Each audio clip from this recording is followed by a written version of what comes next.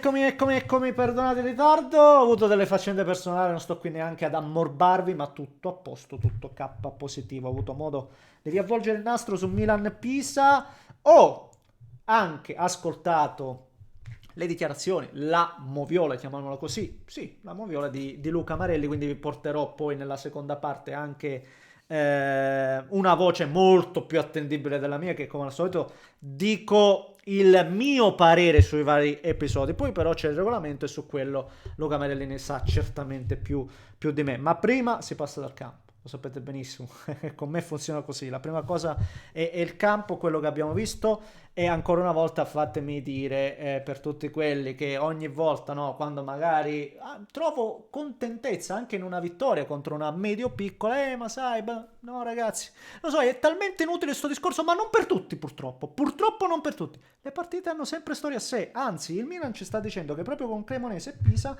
ha avuto sì, maggiori anche difficoltà se vogliamo. La Cremonese perché è la prima partita, oggi il Pisa per altre vicende e situazioni, ma ci sono le partite che poi te le devi andare a sudare, che le devi vincere, perché vincendo li porti a casa 3 punti, se non vinci è uno oppure zero. Quindi è un discorso talmente inutile ma che purtroppo va sempre fatto. C'è un giocatore secondo me troppo importante per il Milan ed è Rabiot. Per quanto mi riguarda gli equilibri della squadra di Allegri si sorreggono su Rabiot per tanti aspetti. Poi è chiaro che contro il Pisa non è che stai a guardare le assenze, ma anche questo è un discorso che già abbiamo fatto parlando di alcune assenze del Napoli in alcune gare. Le assenze pesano, certo che pesano. Poi la bravura, ed è soprattutto in questo caso la bravura di Allegri, è quello di andare oltre le assenze. In questo è stato sempre bravo e anche galante nel non rimarcarle. Però oggi la squadra si è inceppata di nuovo e oltre al solo punto tra Cremonese e Pisa, l'altra cosa che mi sento di rimarcare è che ha preso 4 gol. 2 con la Cremo e 2 anche oggi.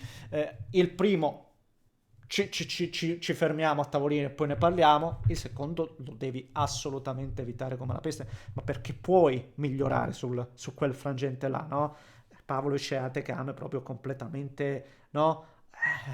In bambola e lì devi fare meglio perché poi un errore del genere ti porta a non vincere la partita, ecco, sono quei dettagli che fanno la differenza. Ne parliamo, signori miei, come se lo facciamo prima, come al solito vi invito a spolliciare per soddisfare le voglie, l'appetito dell'algoritmo. Iscrivetevi per seguire i prossimi contenuti. A proposito dei prossimi contenuti, domani sera Napoli, Inter, ragazzi miei, saremo ovviamente connessi. E perde un'occasione il Milan perché magari vincendo stasera comunque creava un piccolissimo gap che non vuol dire nulla. Ovviamente, visto che siamo a inizio campionato, non siamo neanche a un quarto, quello che vi pare, però sai, potevi iniziare a creare un piccolo strappo. E invece spreco un'occasione in tal senso.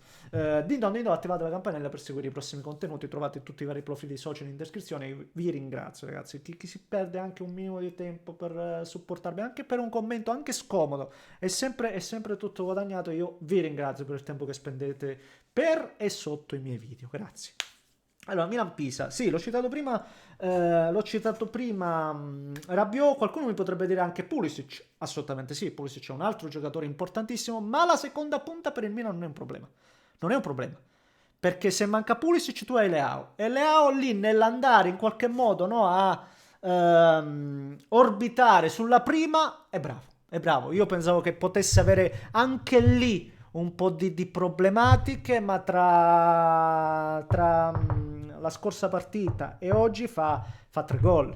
Ragazzi, è vero che uno lo segna sul rigore, è vero che De Gea poteva fare meglio, forse anche oggi, però è incisivo, però sono 3 gol, quindi 3 gol sono 3 gol, ragazzi miei, e soprattutto prende la traversa nel secondo tempo, vivo, molto pungente per quanto mi riguarda, quindi l'assenza di Pulisic perché Leao non giocherà, per me non gioca e non deve giocare prima punta, lì non serve, ed è lì che il Milan un po' continua a mancare, perché ancora Gimenez non si sblocca, ancora non segna, la prima punta, ribadisco, se non hai Gimenez c'è Nkunku, ma Nkunku non è una prima punta, è un discorso che già abbiamo affrontato in passato, per cui il Milan lì davanti deve un po' ancora trovare più che altro dei gol, più che altro dei gol, ecco, in tal senso, perché arrivano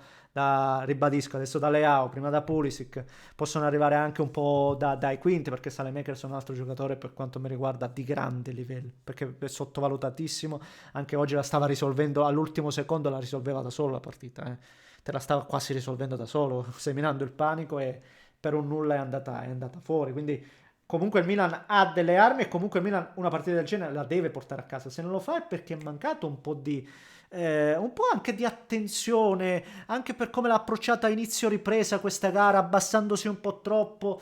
Ehm, ecco, forse con un Rabiot più mastino in mezzo al campo l'avrebbe tenuta meno, non lo so, però il Milan poi si è abbassato un po' troppo e il Pisa, ragazzi, ha dato fastidio, ragazzi, ha dato fastidio, ha trovato anche il primo gol e qui allora, se vogliamo, possiamo andare a discutere un po' degli episodi.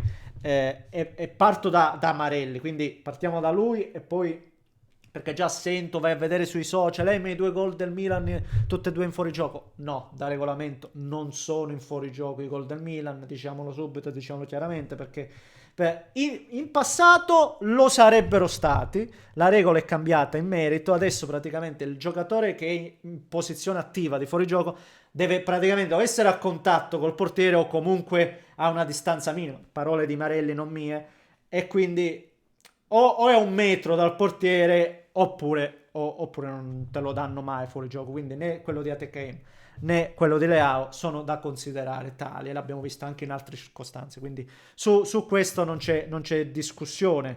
Quali sono gli altri episodi? Mo magari mi sfugge, non mi sfugge di certo quello in cui pareggia la partita proprio quadrato, ex Allegri, no?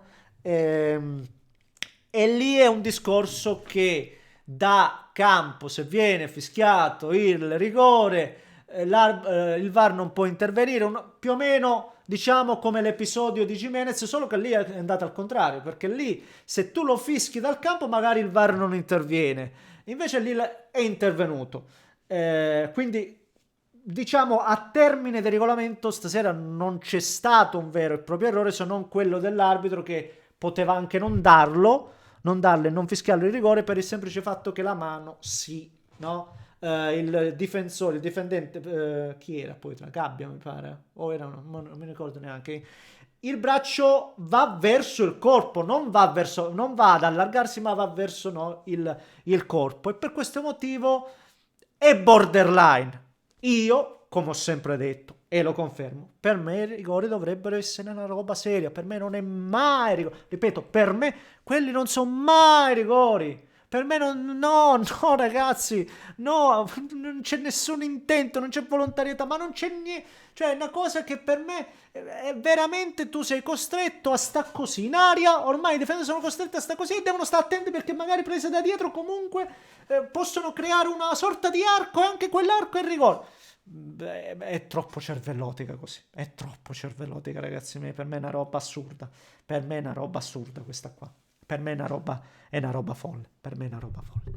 E quindi un episodio che penalizza il Milan, ma ribadisco, a termine di regolamento non è un rigore scandaloso, no? E questo è il termine che si potrebbe utilizzare. Giudizio personale, io questi rigori non li fischierei. Ecco.